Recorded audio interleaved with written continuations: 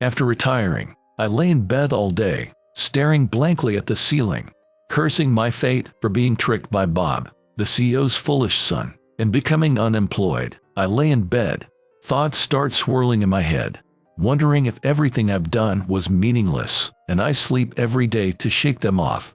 But then I notice the ticket to an artist's exhibition I was planning to attend on the weekend, and not wanting to waste the money I already paid, I decide to go anyway, calming my heart by viewing the works of my favorite artist. The lack of exercise catches up to me, and I sink deep into a resting chair.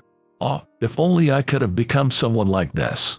As I'm tormented by such regrets while looking at the artwork, I hear a slightly high-pitched voice that sounds familiar. Could it be Jack? Turning around at that voice, my eyes widen at the person standing there. At that time, I never imagined this encounter would be the start of my revenge plot against Bob and greatly change my life. My name is Jack Smith.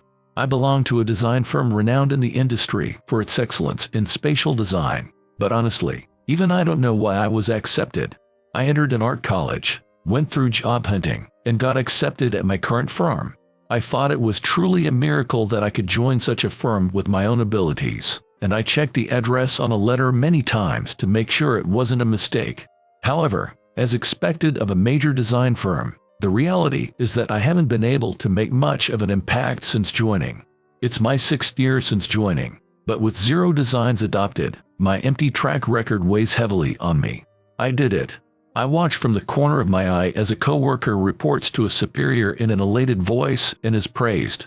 This firm should have good airflow and plenty of sunlight, but somehow only the air around me seemed stagnant. While my coworkers kept winning competitions, I still hadn't left any mark. However, I wasn't one to get discouraged by that. I may not know why I was hired by such an excellent firm, but if there's one thing I can boast about, it's my persistence. It could be called stubbornness, but I study the latest design trends more than anyone, acutely aware of my current immaturity, and attend design exhibitions nearly every week. Then, the people around me somehow become kinder, and my coworkers often give me advice after glancing at the designs I come up with. I think this design is a bit too conservative. For this theme, I think you could go for a more adventurous design. The one who casually gives me such advice is the coworker I assist every day. This coworker not only comes to my desk from time to look at my designs, but also gives me chocolate, knowing I must be using my brain a lot, and goes drinking with me to listen to my complaints. He's quite capable. Why haven't I been fired despite being such a dud? One day, when I let that slip while drunk, my coworker laughs heartily and says, "In the end, it's your personality, isn't it?" He then chugs down the beer poured into his mug. Not quite understanding what my coworker meant, I follow his lead and let the beer flow down my parched throat. While going through such daily life, there was a somewhat tense atmosphere flowing through the usually cheerful office. The team members who are usually chatting happily now furrow their brows and their voices are subdued. What in the world is going on? When I ask my coworker, who looks grim, while having him check my design, he also makes a sour face. Apparently the CEO's son, Kevin Wilson, is joining the company soon. Hearing those words from him, I understand the bad atmosphere in the office. The rumors about Kevin, the CEO's son, were bad. He messed around and couldn't find a place to work, so he's joining through the CEO's connections. He's the typical type who uses his parents' authority as a shield. There were various rumors. However, I myself have never met him. Is it right to judge someone based only on rumors without ever meeting them? He has apparently studied design, so I'm sure it'll probably be fine. However, things usually don't go well in such situations. I'm Kevin Wilson, and I'll be working here starting today. I'm sure you've heard from my dad, but pleased to meet you. Seeing Kevin grinning and greeting us defiantly, the wise words of ancestors cross my mind. Where there's smoke, there's fire. When Kevin actually joined, he was an arrogant person, just as rumored. At first, some tried to caution him, but he would say things like, "Oh, you dare talk to me like that? Should I tell my dad? Or well, if I tell my dad, he could easily fire someone like you." He invokes his father like a magic spell. And in fact, when everyone hears those words, they swallow their words, so it's effective.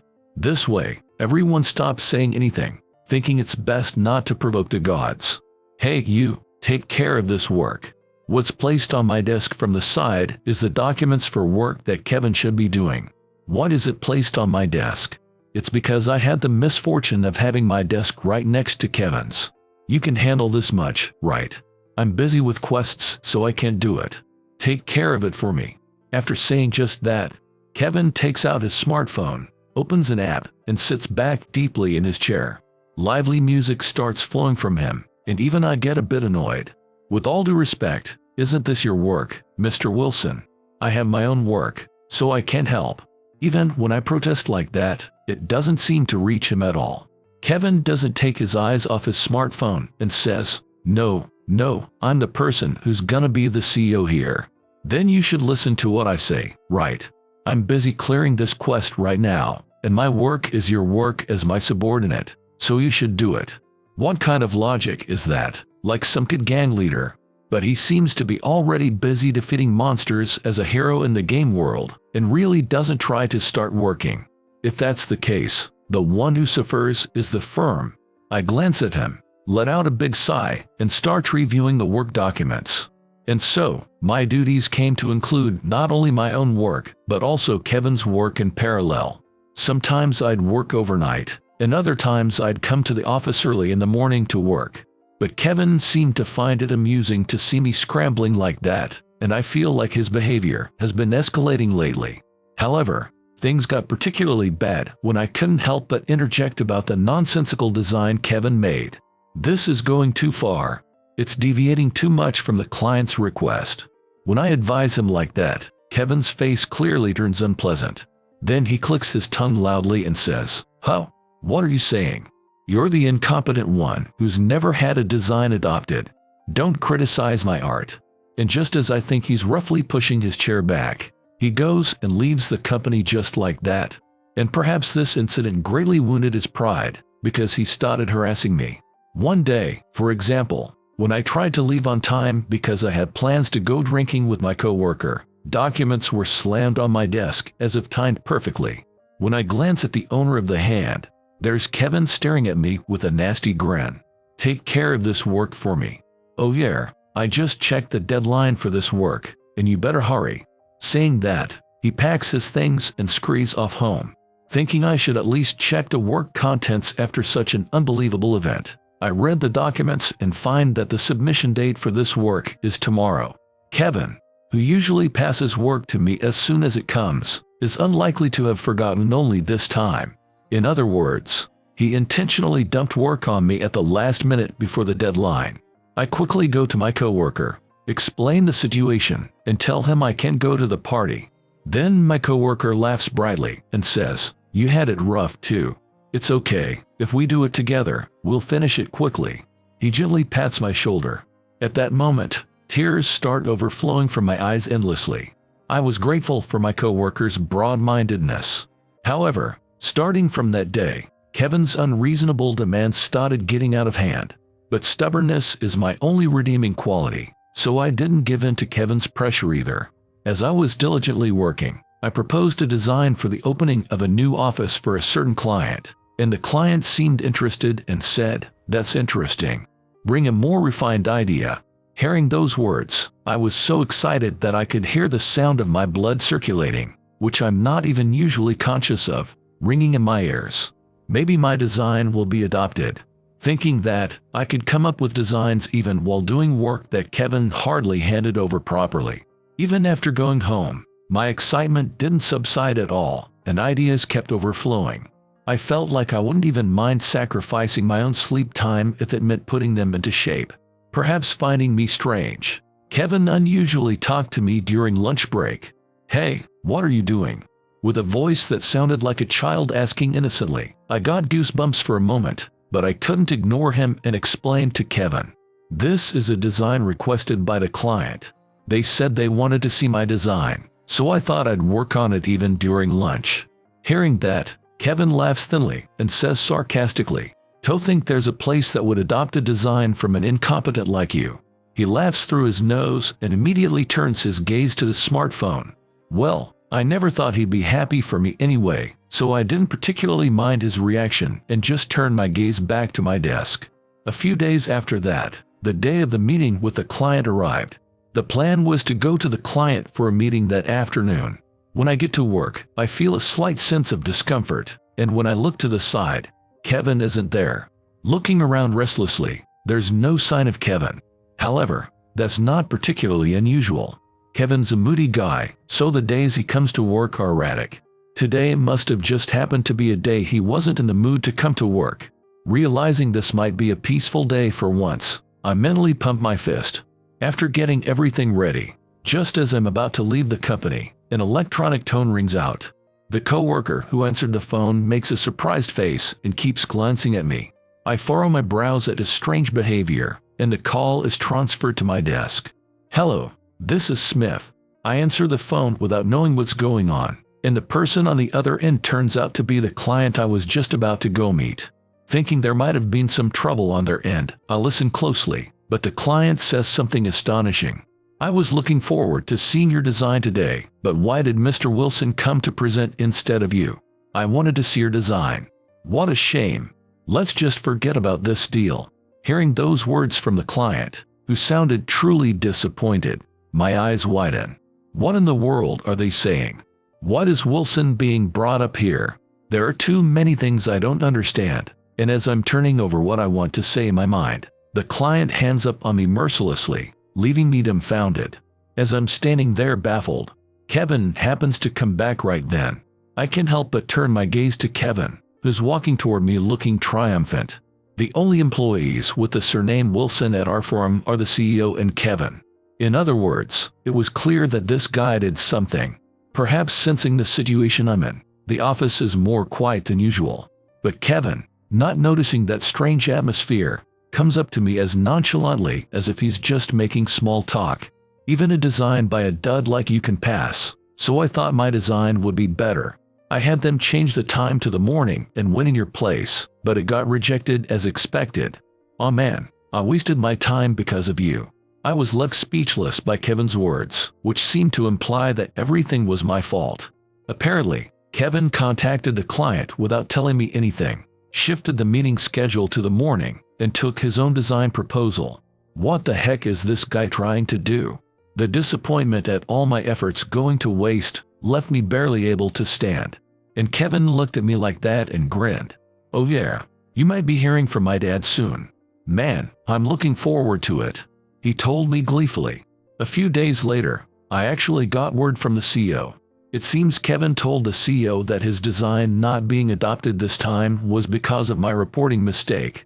The CEO swallowed that story whole, and citing the loss of the client's trust and my lack of results thus far, he said he was firing me. Nothing I said to the CEO made a difference, and I tearfully had to leave the firm. When I go to my desk to gather my things, Kevin is grinning with satisfaction. "Hey, my bad. I did something unnecessary. But it can't be helped, right? Did you really think your design would be valued over mine? How presumptuous." Seeing Kevin speak so happily as I collect my things, I feel dejected, thinking my dream was stolen by this kind of guy. I stagger home like that, and unable to even eat a proper meal, perhaps because all the fatigue has caught up with me. I sleep like a log. After quitting, I lie in bed without moving, blankly staring at the ceiling at home. Then thoughts start swirling in my head, wondering if everything I've done was meaningless, and I sleep every day to shake them off. But humans do get hungry, and as I somehow manage to get out of bed to eat some bread at least, my gaze happens to fall on a calendar. I see a big circle marked on the weekend, with a note about going to a design exhibition. Come to think of it, I remember I was going to go to the exhibition, and when I dig through my files, I find a ticket. Feeling a bit of regret for having already paid for it, and thinking it'd be a waste not to use it, I decide to get ready to go out for once. The brightness outside after so long makes me blink as if I've turned into a mall.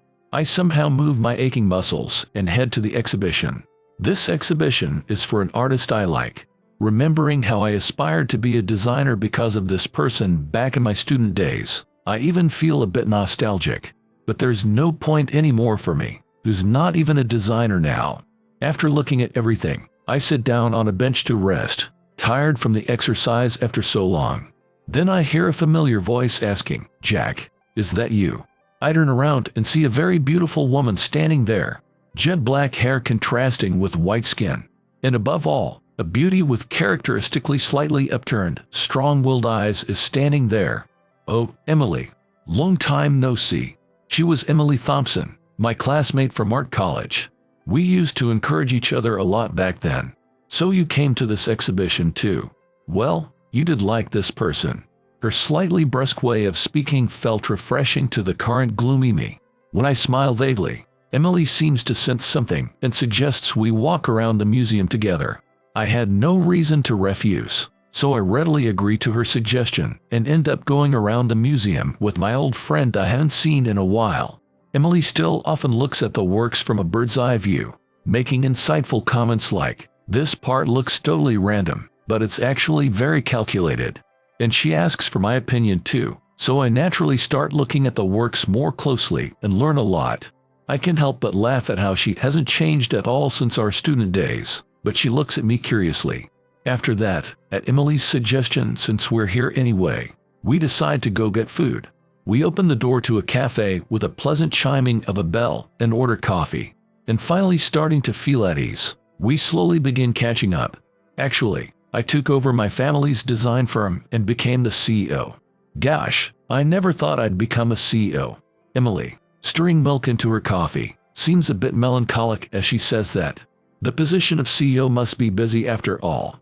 Compared to that, I'm a loser who can't even get a single design approved, so I'll probably never understand how she feels. My still recovering mental state is easily pulled in a negative direction, and I unconsciously shake my head and gulp down my coffee. "What have you been up to lately, Jack?" When she asks me that, I conspicuously shrug in an exaggerated way. Feeling like I'm being seen through by Emily, who's looking at me suspiciously, I start to feel uncomfortable. In fact, since I've never been able to hide anything from her, I decide to honestly tell her. Well, actually, I got framed by the CEO's son and got fired. I mean, it's partly my fault for not producing any results until then though. I laugh powerlessly and shrug. It's clearly fake cheerfulness, but it's better than nothing. However, perhaps not liking my attitude, Emily's face gradually turns serious. A beautiful woman's serious face is scary. Huh? What's with that? Are you really okay with that being done to you? Aren't you frustrated? Grinning like that, Emily's scolding has a dignified air to it, leaving me flustered. Of course I'm frustrated, but what can you do? I reply curtly.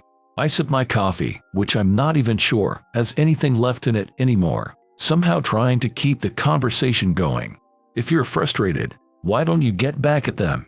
I'm a bit exasperated at how easily Emily says that, and when I ask, how, she grins and says, "That's easy. Come work at my place." I can't help but let out a dry laugh at those words. Sorry, but I'm a loser designer. I'll just be dead weight.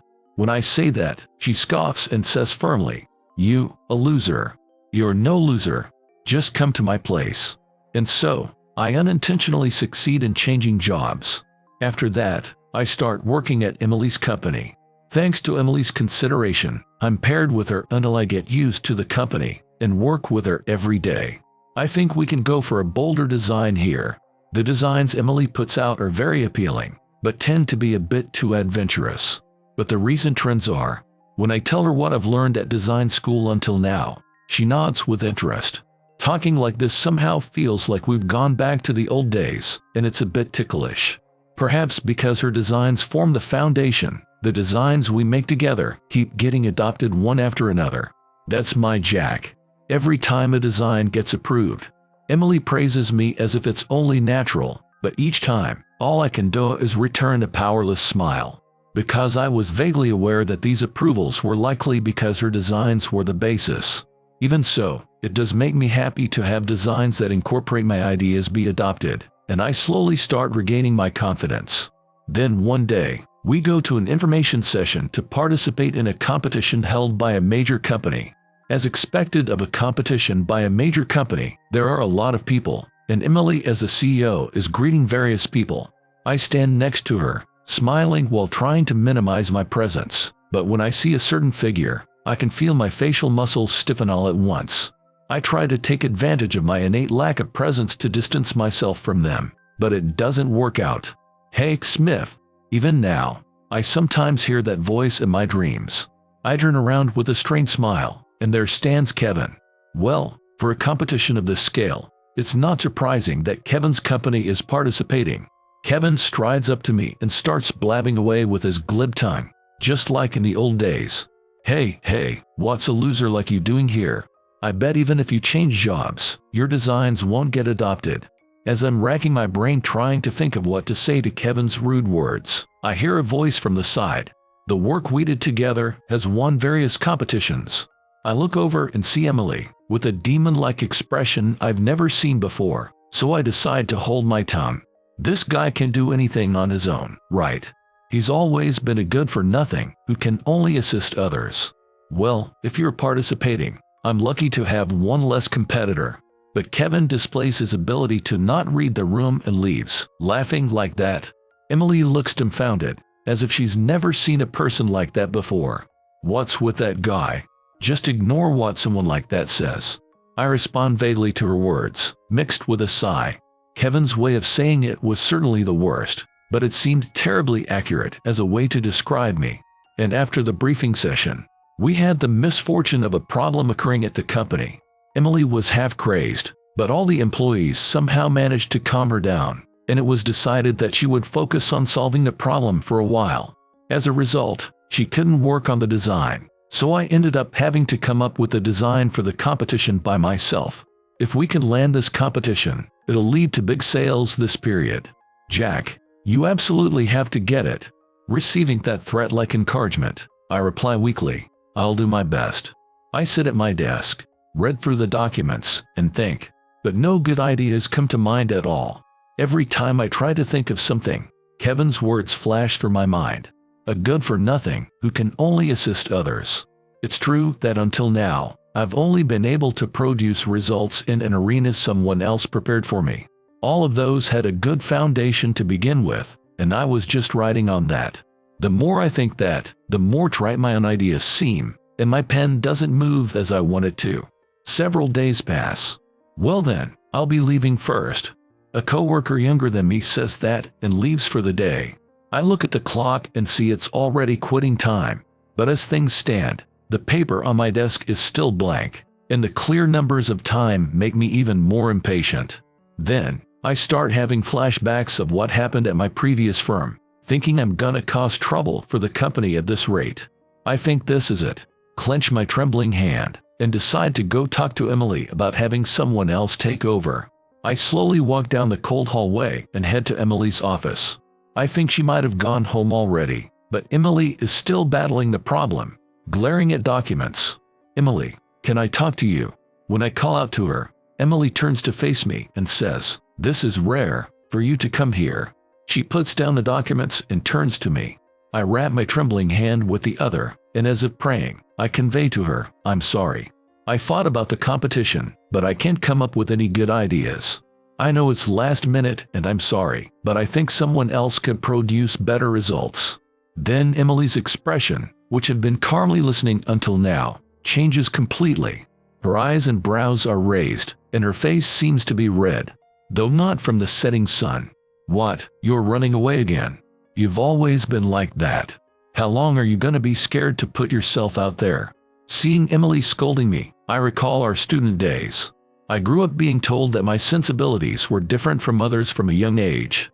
When I drew pictures at school, others would look at me strangely.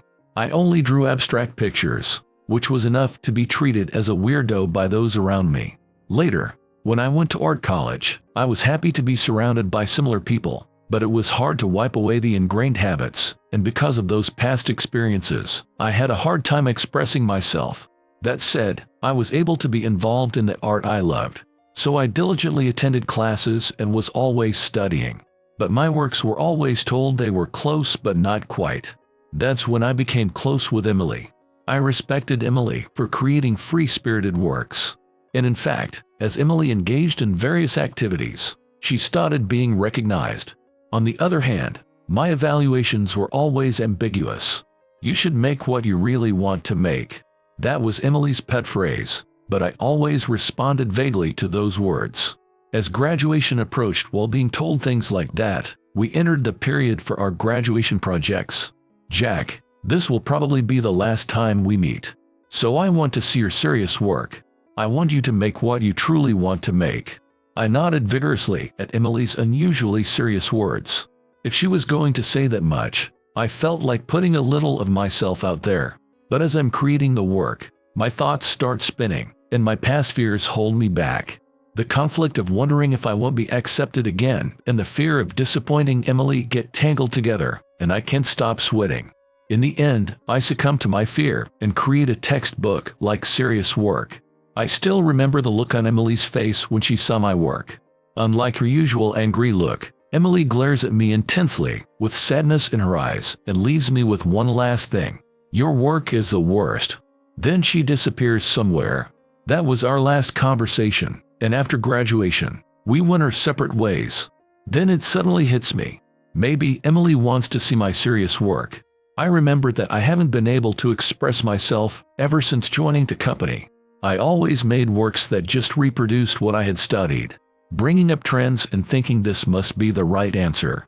But each time, Emily would look a bit sad. This is my only chance to shake off my old self. "I'm sorry, I said something stupid. Let me do it." When I tell Emily that, she looks a bit surprised, but nods with satisfaction. After that, I move my pen with single-minded focus. I release all the parts of myself I had suppressed until now and create the design. I think it's the first time I've faced myself without worrying about what others think. I don't remember much, but I designed with all my might until the day of the competition, barely sleeping. I feel like I can't produce anything better than this. And the day of the competition arrives. I put on my suit properly and stare straight ahead. I can tell the people around me are filled with a competitive spirit, and I brace myself even further. Well, if it isn't you again. The source of those rude words is of course Kevin. Despite wearing what must be a very expensive suit, his shirt is worn out in places, creating an unbalanced look. "Did you have everyone properly look at it? There's no way your idea of a work will pass," he says with a flippant smile, but I ignore his words and leave the surprised Kevin to find my seat again. It's true that this is the first time I've put so much of myself into a work, and even I don't know how it'll be evaluated, but I have no regrets. The MC calls our company's name. I reply as loudly as I can, and head to the stage. The light from above is awfully hot, and I can't stop sweating. Even so, I walk toward the stage without stopping my steps. I didn't want to run away from this place Emily entrusted to me. I don't even remember what I said during the presentation after that. I can't shake the fear that I might have said something crazy, but I think I can hold my head high no matter the outcome. Before I know it, I'm back in my seat, soaking in the other people's presentations. And finally, it's time for the results to be announced. The air goes still, and a painfully heavy silence flows. I clench my trembling hands, determined to face forward no matter what. Then my vision goes white, and after that, thunderous applause envelops the venue. In the end, my design was selected. Incidentally, Kevin's design proposal was all over the place and made no sense whatsoever. Kevin himself apparently studied, but it was at a level that made you doubt that.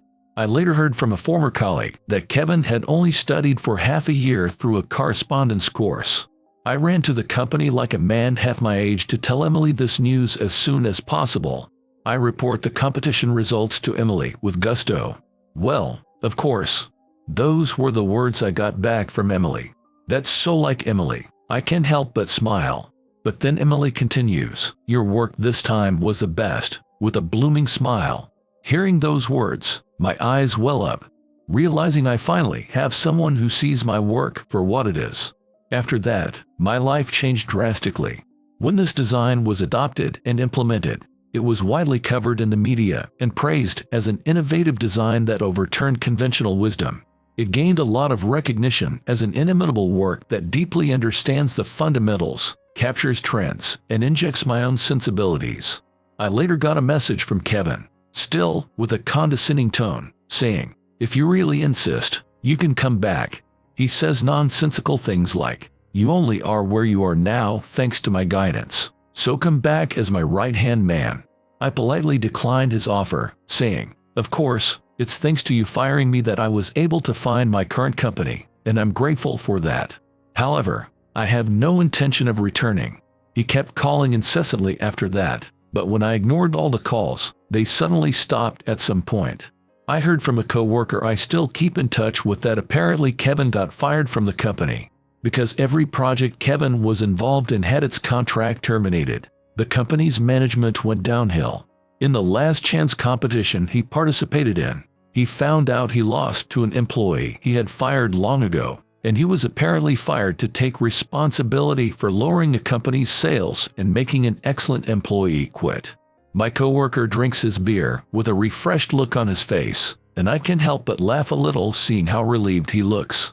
Emily and I have been working together ever since then. Thanks to Emily, I've become able to put my feelings into my work, and I've gained a confidence that I'm continuing to create the best things, even better than before.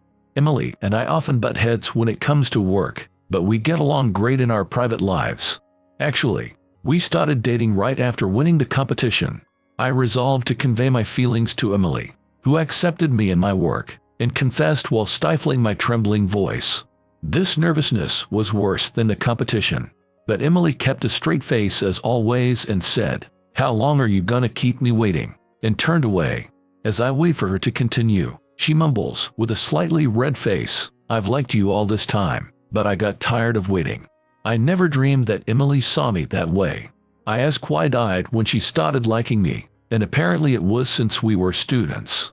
When we ended up parting on bad terms after I said something terrible at graduation, she was depressed about it as a broken heart.